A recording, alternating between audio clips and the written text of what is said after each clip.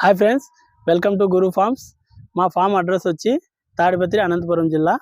ఈరోజు నేను bio booster గురించి కొత్తగా ఫామ్ పెట్టే వాళ్ళ కోసం ఈ వీడియో చేయడం జరుగుతుంది. అసలు దీనికి వైద్యం కానీ ఏదైనా జబ్బులు వస్తే ఏం మందులు అని అవగాహన లేని వాళ్ళు ఉంటారు కదా, వాళ్ళ కోసం ఈ వీడియో చేయడం జరుగుతుంది.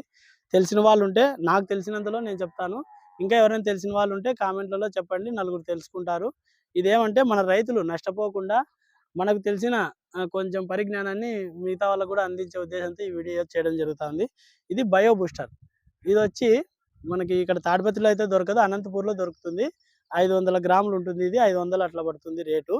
ఇది వచ్చి ఒక బకెట్ నీళ్ళకి ఒక 10 గ్రాములు, బకెట్ నీళ్ళకి 10 గ్రాములు వేస్తే సరిపోతుంది. ఒకవేళ వైరస్ ఆల్రెడీ ఒకటో రెండో కోళ్ళకు వైరస్ వచ్చిందంటే బకెట్ నీళ్ళకి ఒక 2-3 స్పూన్లు కానీ కొద్దిగా ఎక్కువ వేసి స్ప్రే చేయొచ్చు. ఇది కోళ్ళ పైన అయినా స్ప్రే చేయొచ్చు, మన షెడ్ అంతా స్ప్రే చేయొచ్చు.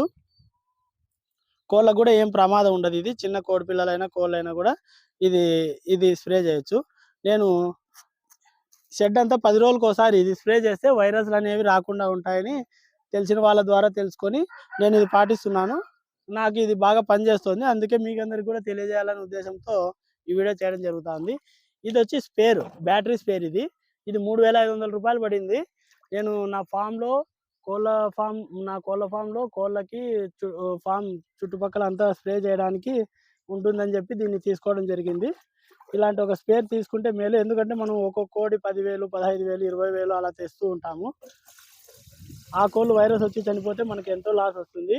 అదే మనం ఆ కోళ్ళను కాపాడుకోవడానికి షెడ్ కూడా అంతా ఒకే చోట లేకోకుండా సపరేట్ పెట్టుకోవాలి. ఏదన్నా కొత్త కోళ్ళు మనం షెడ్లోకి తెచ్చేటప్పుడు కొద్దిగా ఒక 10 రోజులు పక్కన పెట్టుకునేలాగా, అవి 10 రోజులు ఆరోగ్యంగా ఉంటే మళ్ళీ మన పాత కోళ్ళల్లో కలుపుకున్నా కూడా ఏమి ఇబ్బంది ఉండదు.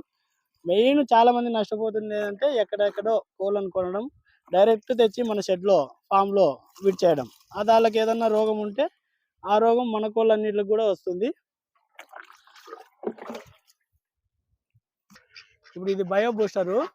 ఇలా కోళ్ళ పైన కూడా స్ప్రే చేయొచ్చు. కోళ్ళ షెడ్ అంతా ఏది ఉందో అంతా కోళ్ళకైతే ఏం ప్రమాదం ఉండదు. ఇది మనం కొత్త కోళ్ళు ఏమన్నా ఫామ్లోకి తెచ్చినప్పుడు కానీ పాత కోళ్ళకి కానీ ఒక 10 రోజులకు ఒకసారి, నెలలో 3 సార్లు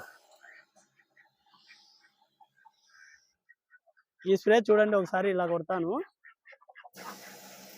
ఇది బాగా స్ప్రెడ్ అవుతుంది అనమాట. మొత్తం షెడ్ అంతా ఇది ఏం కాదు, గింజల మీద పడినా కూడా ఏం కాదు. ఎక్కువ మోతాదు వేయకుండా చూసుకొని వేయాలి.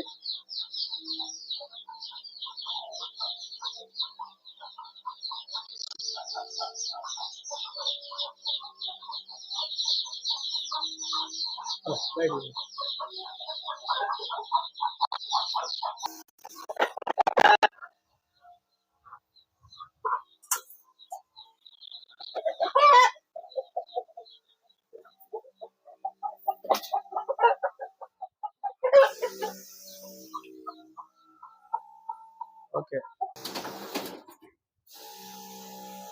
మన ఇంకో బ్రీడింగ్ సెట్ మొత్తం నేను సపరేట్ పెట్టుకోవడం జరిగింది. ఎందుకంటే ఏదైనా ఒక కోడికి వైరస్ కానీ ఏదన్నా వచ్చినా కూడా మిగతా కోళ్ళకు ఆ ప్రభావం ఉండకుండా జాగ్రత్త పడడానికి ఇట్లా దూరం బ్రీడింగ్ సెట్లు ఉంటే మనకు చాలా అనుకూలంగా ఉంటుంది. ఇంకా కోళ్ళల్లో గురక వస్తుంది కదా, గురకకు లివోఫాక్స్ 500 అని మన మామూలు మనుషులు వాడే మెడికల్ స్టోర్లోనే దొరుకుతాయి. లివోఫాక్స్ 500 అది వాడితే గురక చాలా బాగా తగ్గింది నాకైతే. బ్రీడింగ్ సెట్లు ఇవి దూరం పెట్టుకోవడం జరిగింది నేనైతే.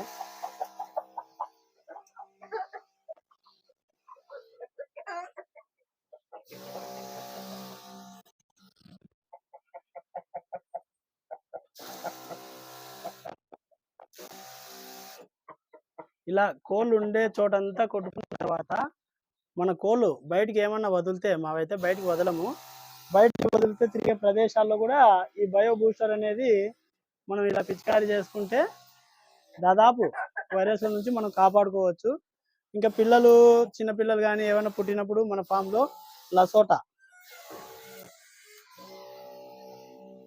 మిరాక్స్, లసోటా, గంబోరా ఈ టీకాలు క్రమం తప్పకుండా వేసుకోవడం, ఇలా చేసుకుంటూ ఉంటే మన కోళ్ళను వైరస్ల బారి నుంచి మనం కాపాడుకోవచ్చు. డబ్బులు పెట్టి కొనడం ఈజీ, కోళ్ళను పెద్దది ఏర్పాటు చేసి పెట్టడం ఈజీ, కానీ మెయింటైన్ చేయడం, మార్కెట్ చేసుకోవడం ముందు తెలుసుకోవాలి. వ్యాధుల నివారణ, మార్కెట్ చేసుకోవడం ఇవి ముఖ్యం. కొద్దిగా ఎంత డబ్బు ఉన్న వాళ్ళైనా, ఎంత పెద్దగా స్టార్ట్ చేయాలనుకున్నా, మొదట కొద్దిగా కొన్ని కోళ్ళతో స్టార్ట్ చేసుకొని అనుభవం వచ్చిన తర్వాత పెంచుకుంటే ఆ ఫామ్ అనేది శాశ్వతంగా మనం రన్ చేసుకోవడానికి బాగుంటుంది అనేది నా అభిప్రాయం.